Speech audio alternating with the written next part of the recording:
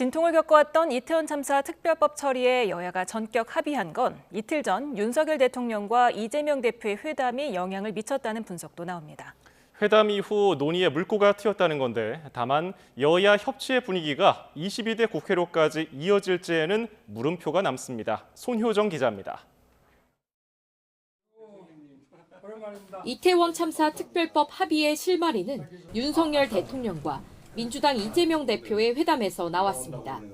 윤 대통령이 특별법의 일부 규정을 독소 조항이라고 콕 집어 말하며 이견만 확인한 줄 알았지만 윤석열 대통령께서는 그 독소 조항이 있다는 말씀으로 이 법안을 받아들이기 어렵다는 말씀으로 이태원 특별법과 관련돼서는 윤석열 대통령이 거부했다고 좀 볼 수가 있을 것 같습니다. 내용이 조정되면 수용할 수 있다는 뜻을 내비치면서 이틀 만에 전격적인 여야 합의로 이어졌다는 분석입니다.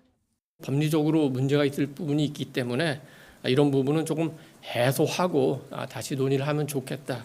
그렇게 한다면은 무조건 반대하는 것은 아니다. 앞서 이번 회담으로 정부와 야당이 소통의 첫 발을 뗐다는 평가에 이어 여야 협치 국면의 전환점이 만들어질 거란 관측도 조심스레 나오고 있습니다. 대통령실도 회담에서 나온 이야기가 국회에서 여야 간 합의로 반영된 거라며 환영의 뜻을 나타냈습니다. 윤석열 대통령과 이재명 더불어민주당 대표 간의 회담을 통해 여야 간 협치와 정치의 복원이 시작됐는데 이번 이태원 특별법 합의는 그 구체적인 첫 성과라고 평가합니다. 하지만 협치의 분위기가 오래 이어지긴 어려울 거란 전망도 만만치 않습니다. 22대 국회 첫 민주당 원내대표로 단독 출마한 박찬대 의원은 김건희 여사 특검법 처리 의지를 드러내며 강공을 예고했고 마지막 우리 국회에서 처리를 지금 우리가 기대하고 있고요. 만약에 이루어지지 않는다면 김건희 여사 특검법과 최혜병 특검법은 22대가 시작이 되면 저희는 바로 발의할 생각입니다. 이재명 대표도 영수회담 당일 당선인들과의 저녁 자리에서 윤 대통령이 본질과 다른 말을 너무 많이 했다며 의미 없는 회담이라고 혹평한 것으로 알려졌습니다.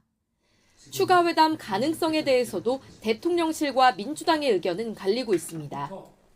다시 만날 수 있다며 긍정적인 대통령실과 달리 민주당은 의제 협상 등을 통해 대통령의 국정기조 전환 의지를 먼저 확인해야 한다는 기류입니다.